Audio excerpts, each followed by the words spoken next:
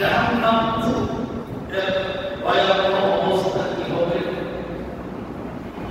এই বিষয়ের উপরে আল্লাহ তাআলা তার প্রিয় হাবিব মুহাম্মদ রাসূলুল্লাহ সাল্লাল্লাহু আলাইহি ওয়াসাল্লাম যে কথাটি বলছেন এই বিষয়ের উপরে আজকে তার আলোচনা। আমরা অবশ্যই এই কথা জানি যে আল্লাহ তাআলা আমাদেরকে পাঠিয়েছেন ওয়া খালাকতুল জিন্না ওয়াল ইনস ইল্লা লিয়াবুদুন, যে আমাদেরকে এবং জিন জাতি মানব এবং জিন জাতিকে আল্লাহ তাআলা পাঠিয়েছেন একমাত্র উদ্দেশ্য হলো আল্লাহর গোলামি করা, ইবাদত করা, দাসত্ব করা, এক কথায় আল্লাহ এবং আল্লাহ রাসূলের কথা অনুযায়ী জীবন পরিচালনা করা। ঠিক না? এই জন্যই আল্লাহ তাআলা আপনাকে আমাকে দুনিয়াতে পাঠিয়েছেন।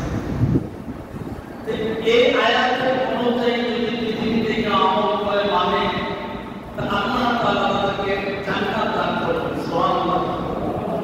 আর এর বিপরীতে যারা চলাফেরা করবে আল্লাহ এবং রাসূলের আনুগত্য করবে না, মানবে না, তাইলে আল্লাহ তাআলা তাদের জন্য জাহান্নাম অবধারিত করে রেখে দিয়েছেন।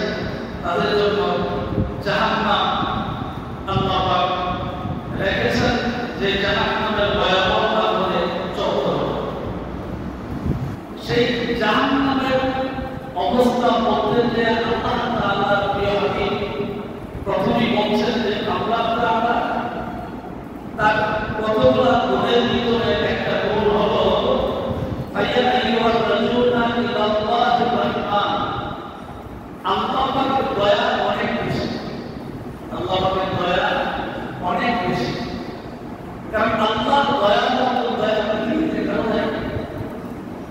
আর এখানে বলা হয়েছে যে ইলাল্লাহির রাহমান, যে আল্লাহ তাআলা তার দয়ার মাধ্যমে এবং তার এই গুণের মাধ্যমে মানুষকে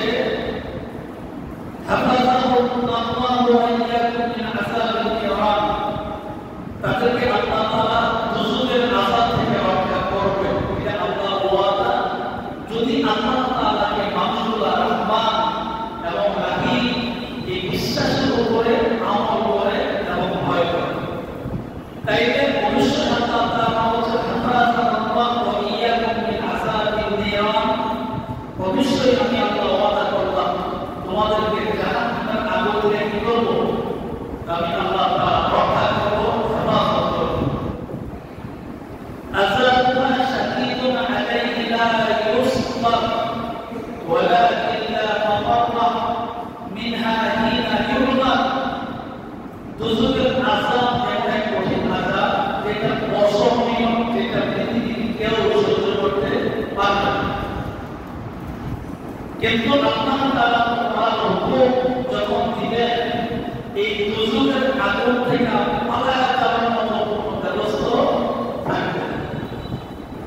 তাইলে এই আয়াত, এই হাদিসের দ্বারা বোঝা গেল কি, যে আল্লাহ তাআলা যদি কাউকে বলেন যে তুমি দুজকে যাও, সে অবশ্যই দুজকে যাবে। তো এখান থেকে আপনি ভাইকে যাবেন, চলে যাবেন, এক বিকল্প কোনো ব্যবস্থা নেই, যাইতে পারবেন।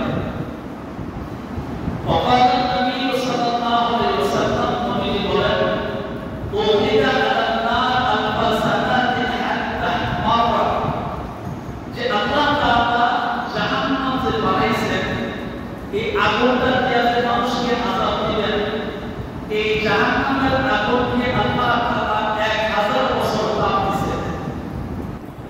1000 বছর তাপ দেওয়ার পরে হাত্তা মারা, যে এই জাহান্নামের আগুনের বর্ণটা হচ্ছে লাল বর্ণ, যেরকম কিসের বর্ণ, লাল বর্ণ। সুম্মা উকিদা আলাইহা আল-ফাসাদাত হাত্তা বিয়াদ্দাত। আবার এই জাহান্নামের আগুনটাকে আল্লাহ তাআলা 1000 বছর তাপ দিয়েছেন। তারপরে এটা বর্ণ, লাল বর্ণ বাদ দিয়ে হচ্ছে সাদা বর্ণ। সুম্মা উকিদা আলাইহা আল-ফাসাদাত হাত্তা ওয়াসত, হাত্তা সওয়াত। আবার এই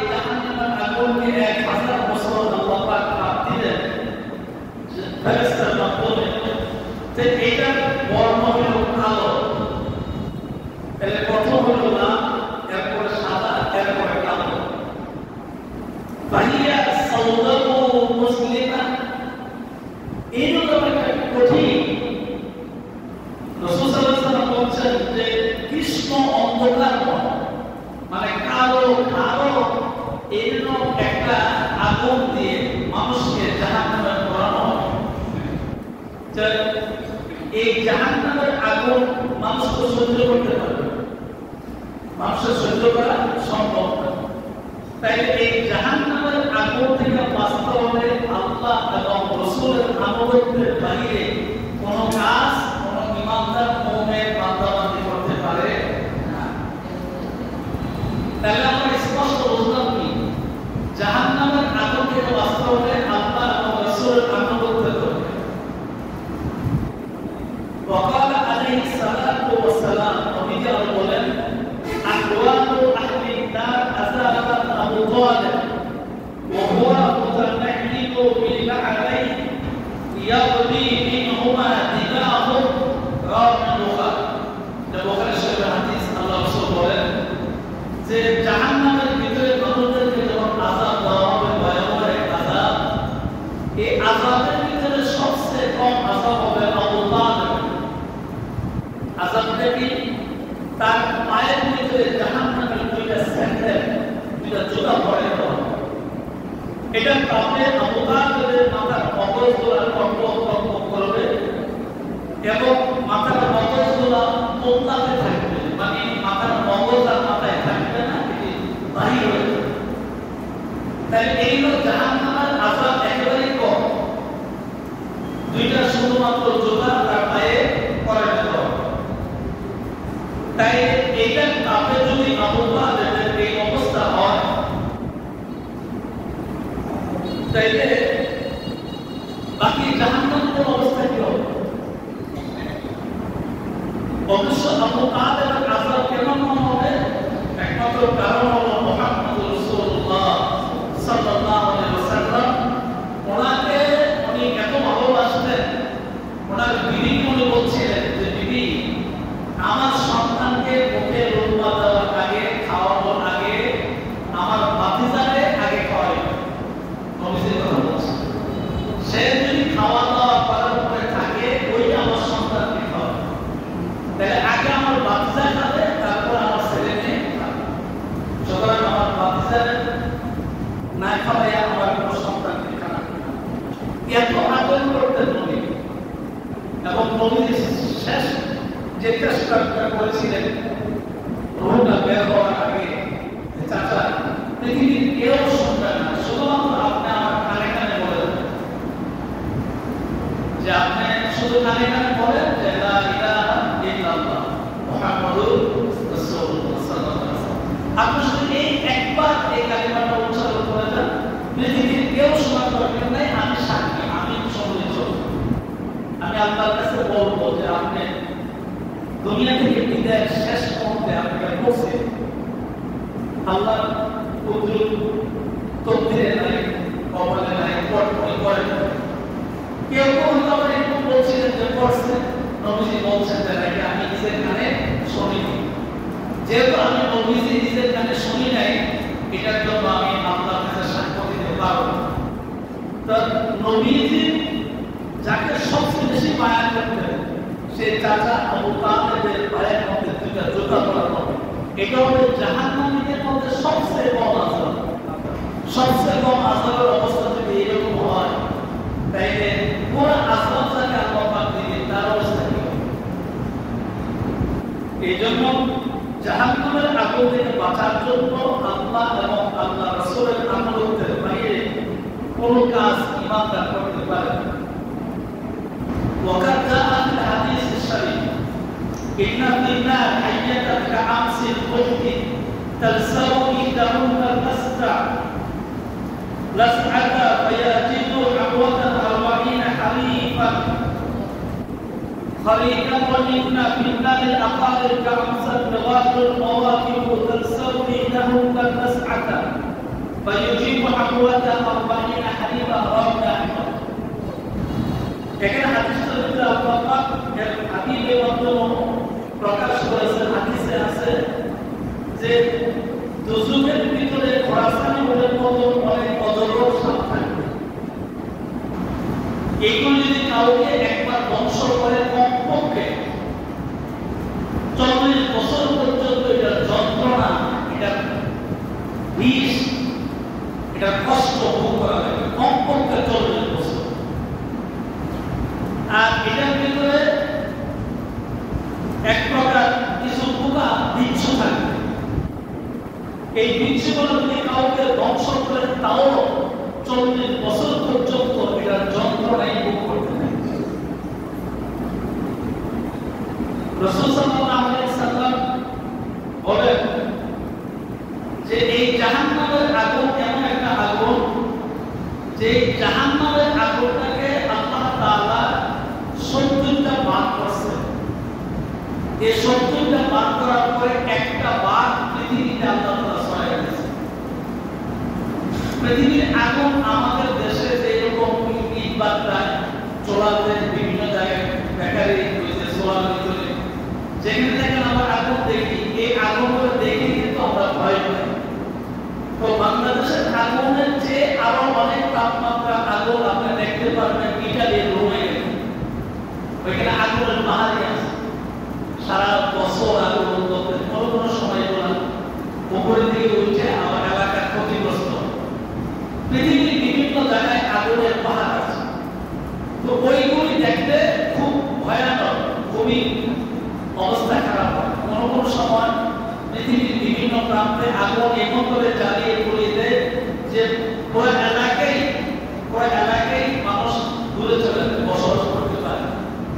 তো আল্লাহ পাক বলছেন এইরকম আগুন সারা পৃথিবীতে যা দেখতে পাও, নবী আপনি তাদেরকে বলেছেন এই সারা পৃথিবীর আগুন শুধুমাত্র জাহান্নামের 70 ভাগের 1 ভাগ। তাহলে এখন জাহান্নামের আগুনের অবস্থা কি হবে? রাসূল করিম সাল্লাল্লাহু আলাইহি সাল্লাম বলেন যে এই জাহান্নামের আগুনটা দুনিয়ার সমস্ত আগুনের চেয়ে আরো 70 ভাগ বেশি তাপ। এই জাহান্নামের আগুন পৃথিবীর কোনো মানুষ সহ্য করতে পারে না। وأيضا قال عليه الصلاة والسلام توزنوا بالله من جب الحزن। রাসূল করিম সাল্লাল্লাহু আলাইহি সাল্লাম বলেন যে জুবুল হুজুন মানে আল্লাহর নিকট মানা চান।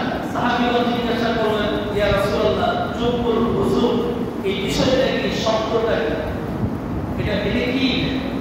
রাসূল করিম সাল্লাল্লাহু আলাইহি সাল্লাম বলেন এটা জাহান্নামের ময়দান, জাহান্নামের বিশাল বড় একটা মাঠ, এটার নাম জুবুল হুজুন। অথচ প্রতিদিন জাহান্নাম যে আছে 7টা জাহান্নাম, এই 7টা জাহান্নাম দৈনিক 400 বার আল্লাহর কাছে ক্ষমা চায় যে এই মাঠ থেকে আমাদেরকে দূরে রেখে। রাসূল করিম সাল্লাল্লাহু আলাইহি সাল্লামকে জিজ্ঞাসা করা হলো যে এখানে কারা বসবাস করবে? ওই জাহান্নামের ভিতরে জুবুল হুজুন নামে যে মাঠটা আছে, এই মাঠটার ভিতরে তাদেরকে আযাব দেওয়া হবে, তাদেরকে শাস্তি দেওয়া হবে, ওইখানে রাখা হবে তাদেরকে। রাসূল করিম সাল্লাল্লাহু আলাইহি সাল্লাম বলেন যে ওয়া মান ইয়াদখুলুহা কানা আল-কুররাত আও মুরাআউনা বিল আ'মালিহি, যে যেই আলেমগুলা দুনিয়াতে মানুষকে শুধুমাত্র দেখানোর জন্য আমল করে। কথাটা কিন্তু অনেক বড়, বিশ্লেষণ করতে গেলে অনেক কথা বলার দরকার। আমি সংক্ষিপ্তভাবে, যেহেতু জুমার দিন বিস্তারিত বইটা বোঝাতে চাই, সংক্ষিপ্তভাবে আপনাদেরকে যে কথাটা বোঝাতে চাই তাহলে এই যে আল্লাহ তাআলা মানুষদেরকে পৃথিবীতে আল্লাহ তাআলা পাঠাইছেন, এর ভিতরে কিছু মানুষকে আল্লাহ পছন্দ করে এলেম দান করেছেন। সবাইকে আলেম, কথা উত্তর সবাইকে আলেম, সবাই আলেম। আল্লাহ কিছু কিছু মানুষদেরকে পছন্দ করে এলেম দান করেছেন। যাদেরকে আল্লাহ পছন্দ করেছে তাদেরকে আল্লাহ বিশাল বড় কোরআনের জ্ঞান আল্লাহ তাআলা তাদেরকে দান করেছেন। আমরা এটা সবাইকে একরকম দান করেন, কেউ একটু বোঝে, কেউ আরেকটু বেশি বোঝে, কেউ অনেক চিন্তা ভাবনা করে, আন্তর্জাতিকভাবে ইসলামী চিন্তা ভাবনা তারা করে। তো আল্লাহ তাআলা বলছেন যে লোক দেখানো যে আলেম ইবাদত করে এদেরকে ওই মাঠের ভিতরে আজাদ করা।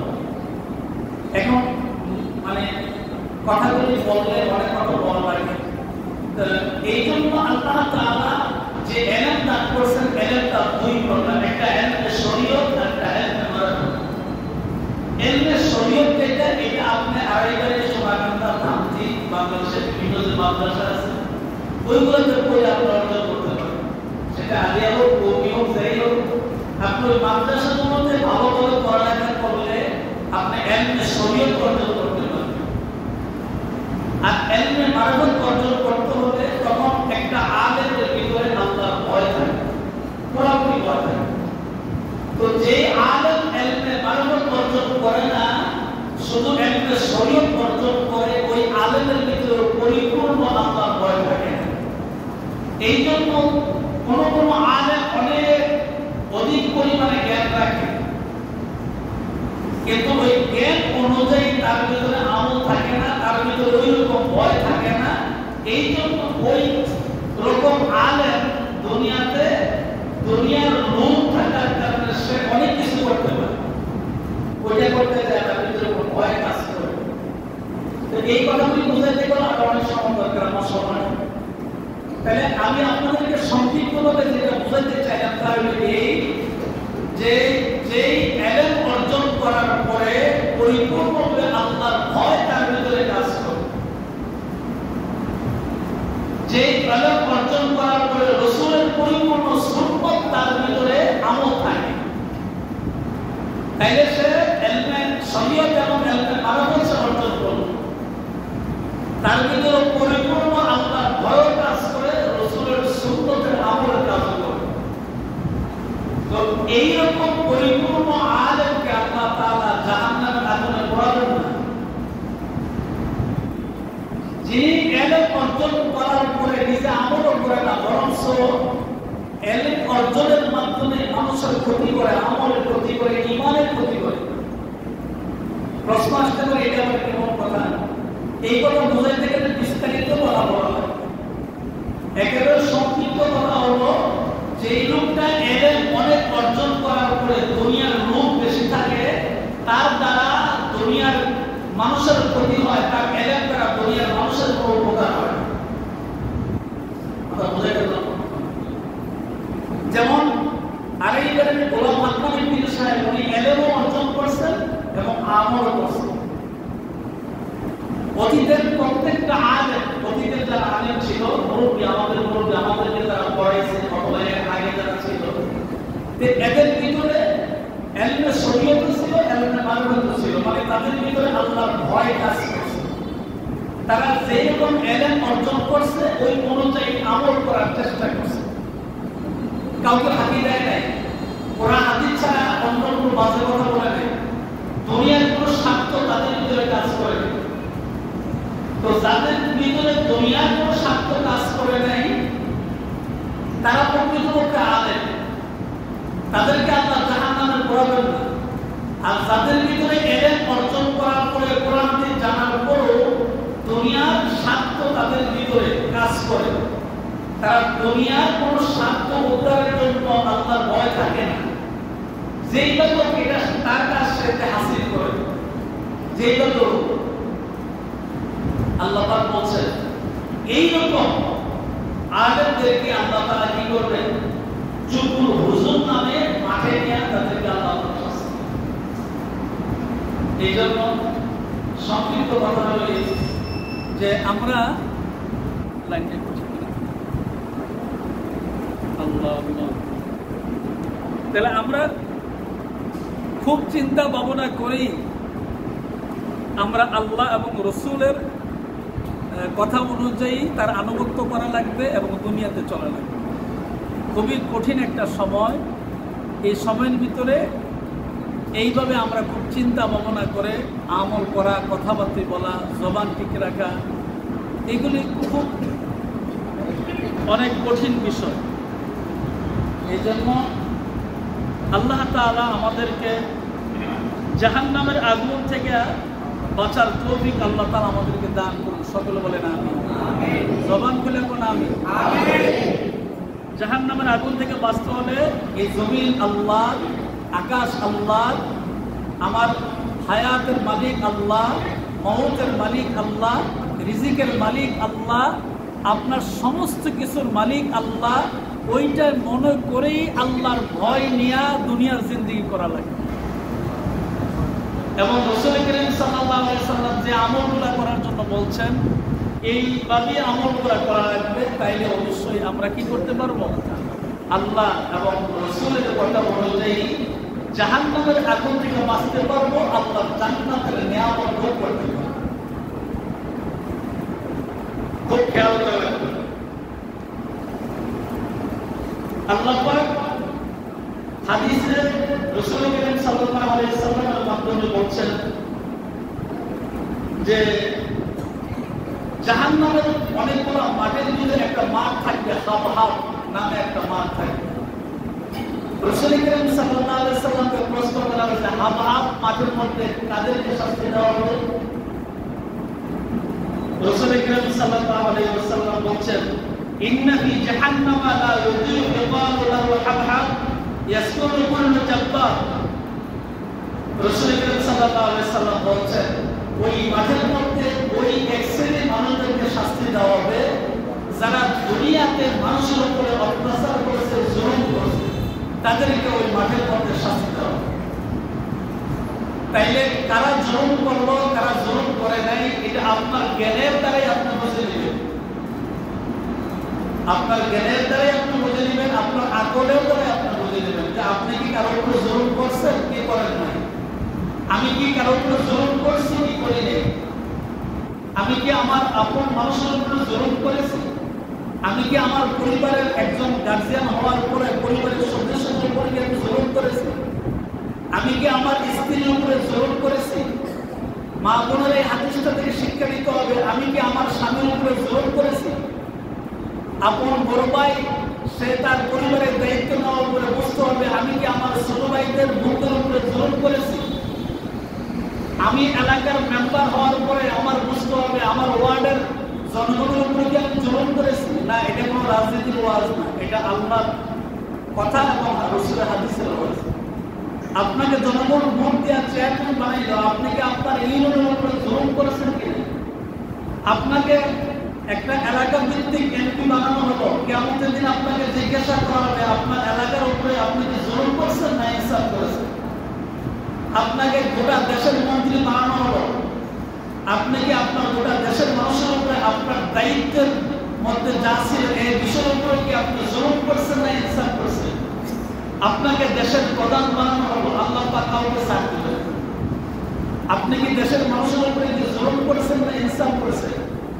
এই রান্নাঘর থেকে বঙ্গভবন পর্যন্ত প্রত্যেকটা চেয়ারে আমি বসার পরে আমি কি জুলুম করেছি না মানে ভালো করেছি, এই বিষয়টার উপরে আল্লাহ পাক বিচার করবেন। এটা কোনো রাজনীতির ওয়াজ না, এটা সরাসরি কোরআন হাদিসের ওয়াজ। আপনি যেখানে থাকবেন আপনার ওই পদ অনুযায়ী, আপনি যদি স্কুলের প্রধান শিক্ষক হন, আপনার স্কুলটা আপনি কি চালাইতে যা জুলুম করেছেন না আপনি ইনসাফ করেছেন, এই ব্যাপারে আল্লাহর দরবারে আপনার জবাব দেবে। আপনার মাদ্রাসার প্রিন্সিপাল আপনার মাদ্রাসা চালাইতে যায়, আপনি কি বাকি শিক্ষক ছাত্র ছাত্রীর উপরে ইনসাফ করছেন না জুলুম করছেন, এই ব্যাপারে আল্লাহর দরবারে আপনার জবাব দিতে হবে। তাহলে এক কথাই আমি আপনাদেরকে বুঝাইলাম যে একেবারে রান্নাঘর থেকে বঙ্গভবন পর্যন্ত প্রত্যেকটা জায়গায় আপনাকে যে আল্লাহ পাক একটা বসার জন্য চেয়ার দিচ্ছেন, এই চেয়ারের ব্যাপারে আল্লাহর দরবারে আপনার কি করতে হবে, জবাব দেওয়া লাগবে। যদি ইনসাফ করে থাকেন তাহলে আল্লাহ পাক ওই মাঠে আপনাকে নিয়ে আযাব দিবেন না। আর যদি জুলুম করে থাকেন তাহলে ওই হাবহাব নামে মাঠে নিয়ে আপনাকে আযাব দেওয়া হবে, শাস্তি দেওয়া হবে। ওই দিন পৃথিবীর কোনো আইন, কোনো কানুন, কোনো রাষ্ট্র শক্তি, কোনো প্রশাসন শক্তি কেউ আপনার কাছে থাকে দুনিয়াতে থাকে, আর আখিরাতে অনেক দুনিয়াতে তো লেগে গেছে আপনার কাছে। সুতরাং প্রত্যেকটা জায়গায় আপনি যখন ইনসাফ করবেন তাহলে আল্লাহ পাক আপনাকে হাবহাব নামক এই জাহান্নামের মাঠ থেকে উদ্ধার করে আল্লাহ জান্নাতের মেহমান বানায় দেবেন। আর আপনি যখন জুলুম করবেন তখন আপনাকে আল্লাহ পাক জাহান্নামে তো নিবে নেই, হাবহাব নামের মাঠের মধ্যে নিয়ে আল্লাহ পাক আপনাকে শাস্তি দেবেন। ওই দিন আপনার পাশের প্রভু আপনার জন্য আল্লাহর আদালতে সুপারিশ করবে না কি হবে? শুধু আল্লাহ ছাড়া আর কোনো উপায় নেই। ওয়াকালা সাইয়্যিদুল বাশার মুহাম্মদ রাসূলুল্লাহ সাল্লাল্লাহু আলাইহি ওয়াসাল্লাম আপনাকে আমাদের বলছেন উম্মত, শেষ কথা, সাবধান সাবধান সাবধান, তোমরা কিন্তু এমন নেশা দ্রব্য পান করো না যেটার জন্য তিনাতুল খাবান, ওই মাঠে নিয়ে তোমাকে শাস্তি দেওয়া হবে এবং জাহান্নামীদের ক্রোশ এবং রক্ত তোমাকে খাওয়ানো হবে। এইরকম কোন নেশা দ্রব্য তুমি পান করো না, তুমি খাইবা। এখন নেশা কি কি এগুলো তো আমরা অবশ্যই আমাদের জ্ঞান যেহেতু আছে আমরা বুঝি, যেগুলো কোরআন এবং হাদিসের দৃষ্টিতে হারাম। তো এইরকম কোন জিনিস একজন ইমানদার, একজন মুসলমান খাইতে পারে না, পান করতে পারে না, গ্রহণ করতে পারে না, যেটার জন্য আজকে আমাদের সমাজ, আমাদের পরিবার ধ্বংসের পথ। কথা ঠিক না বেশি? তো সুতরাং এইরকম হারাম খাবার থেকে একজন ইমানদারের উচিত, একজন মুসলমানের উচিত, একজন ইমান দাবি করে যে আমি মুসলমান, জানা মুসলিম, আমি মুসলমান দাবি করে, বলে যে আমি মুহাম্মদ রাসূলুল্লাহ সাল্লাল্লাহু আলাইহি ওয়াসাল্লামের উম্মত, এই বলে দাবি করে। তো এই দাবিটা যিনি করবেন উনি হারাম জাতীয় কোনো খাবার খাইতে পারবেন। আর হারাম জাতীয় খাবার যদি কেউ খায় তাহলে তিনাতুল খাবার নামে আল্লাহ পাক এই জাহান্নামের ক্রোশ, জাহান্নামীদের এই রক্ত তাদেরকে মুখের মধ্যে দেওয়া হবে। নাউযুবিল্লাহ, কত খারাপ, কত নিকৃষ্ট খাবার জাহান্নামীদেরকে খাওয়ানো হবে। আল্লাহ তাআলা এরকম হারাম থেকে আমাদেরকে হেফাজত করুন। সকলে বলেন আমিন। জবান খুলে বলেন আমিন।